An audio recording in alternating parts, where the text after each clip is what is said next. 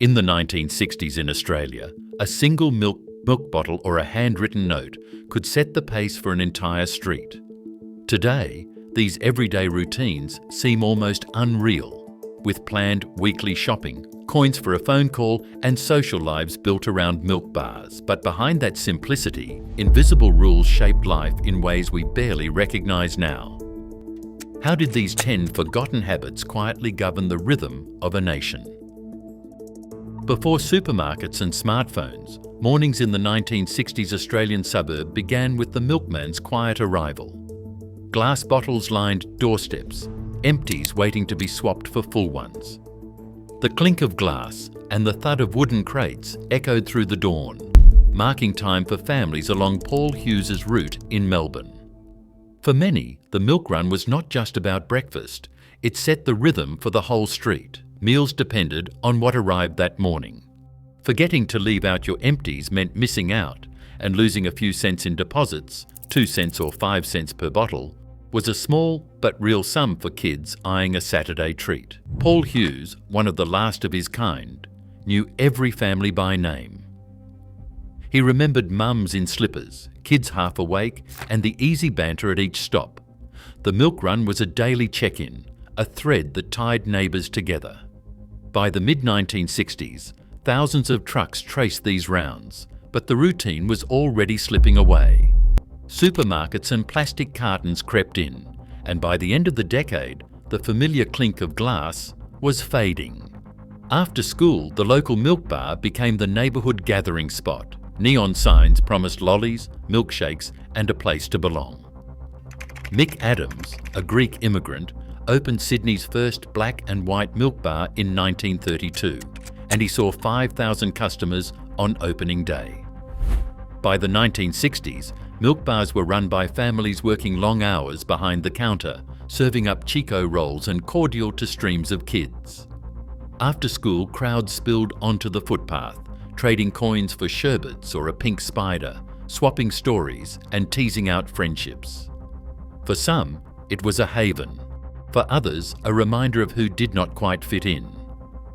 The buzz of conversation and the ring of the doorbell stitched afternoons together in a way that is hard to imagine now. Even with these hubs, staying in touch was slow. No instant messages, no real-time updates. If you needed to talk, you queued at the corner phone box with 5 cents in your palm. Calls were brief, lines were long, and sometimes you simply walked over hoping your friend was home. Missed connections were not glitches. They were part of the rhythm.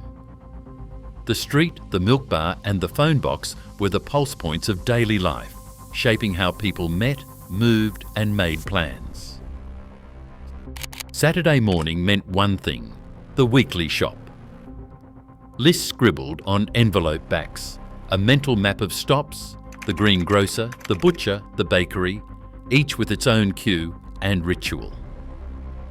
Bags were heavy, arms straining by the time the last shop closed its doors. Shoppers learned to plan for shortages, to swap recipes when the grocer was out of carrots, or to settle for lamb instead of beef. If you forgot something, there was no popping back later. Sunday trading was unheard of, and late-night shops did not exist. The feel of shopping was different too. Groceries wrapped in butcher paper, tied with string, or packed into brown bags that softened in the rain. Glass bottles lined the pantry shelves. Milk, cordial, vinegar, each stamped with the dairy or company name. Soft drink bottles came with a deposit, so kids scoured the neighbourhood for empties to claim a few cents at the counter. Paper and glass filled cupboards and bins. Plastic was rare, a novelty reserved for the occasional bread bag or imported treat. The pantry itself had a cool, earthy smell: sunlight soap, flour in tins, the faint tang of vinegar from a glass jar. In 1960, Coles opened its first self-service supermarket in Balwyn North in Melbourne. Shoppers pushed wire baskets up and down aisles, choosing their own goods instead of waiting for a shopkeeper to fetch them. The change felt both freeing and unsettling. Some missed the banter at the counter, the shopkeeper who knew your family by name. Others liked the independence, the quiet thrill of picking out a treat without asking. By 1965, Coles had opened 20 more stores, and Woolworths was not far behind, drawing crowds with their bright lights and promises of convenience. But even as supermarkets spread, most homes still stored their food in glass jars and paper packets. The kitchen was a place of careful planning. Meals depended on what lasted through the week and what could be stretched. Empty bottles stacked by the door, ready for return or reuse. Shoppers kept an eye on expiry dates but trusted their noses and routines more than any printed label. The feel of a cold glass bottle, the rustle of paper, the weight of a full shopping bag. These were the textures of ordinary life, grounding families in rhythms that shaped every meal and every week. Television in the 1960s was a rare kind of glue, sticking entire neighbourhoods to the same screen at the same hour. With just a handful of channels, the whole country tuned in for the big moments: news, cricket, the Queen's visit, or the grainy broadcast of Apollo 11 in July 1969.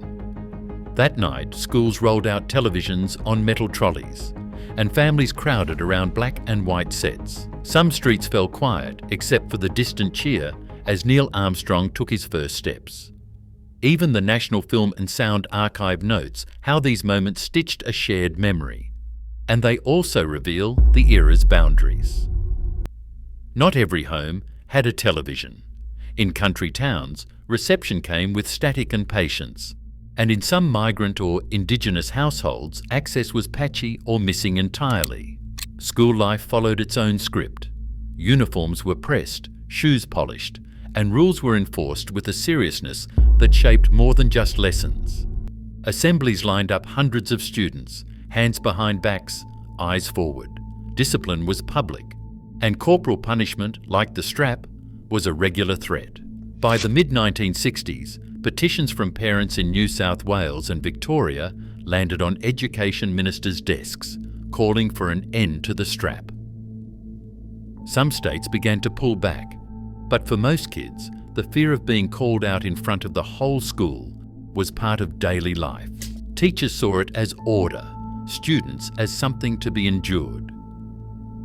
Freedom outside the gates looked different until it did not.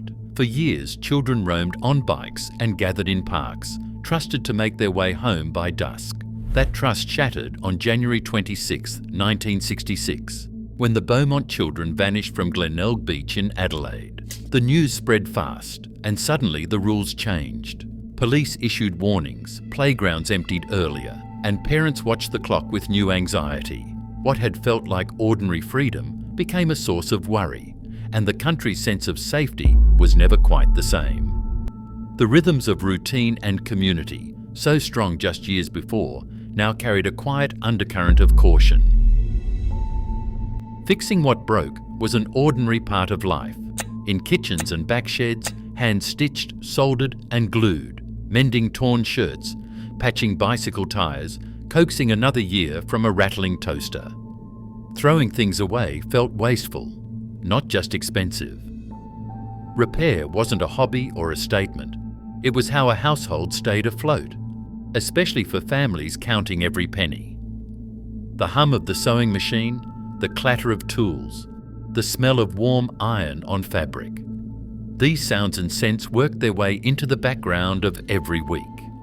This instinct to keep things going has found new life decades later. Modern campaigns for the right to repair echo the habits that once filled Australian homes, where fixing was a first step, not a last resort. In the 1960s, Australia's population jumped from 10.5 million to 12.6 million in a single decade. Cities stretched outward, suburbs filled with new arrivals, and yet the pace inside most houses stayed steady. Time was measured in small, repeated acts: tightening a screw, darning a sock, turning a radio dial one more time. Not everyone was included in the picture of suburban plenty. The government's films and glossy ads rarely showed the hands behind the repairs if they belonged to migrant families, or acknowledged the absence of First Nations people in the mainstream story. The 1967 referendum, which finally counted Indigenous Australians in the census, was almost invisible in the everyday footage of the time. But the routines of mending and making do, these belonged to everyone who shaped life from what they had. As the decade pressed on, the rhythm of repair and reuse set the tempo for a country learning to grow without rushing. Today, we move faster, yet the routines that once shaped daily life have all but vanished. As digital convenience expands, the sense of community and patience born from those rhythms grows rarer. What we trade for speed isn't always progress. Sometimes it is connection. What is worth holding on to for tomorrow?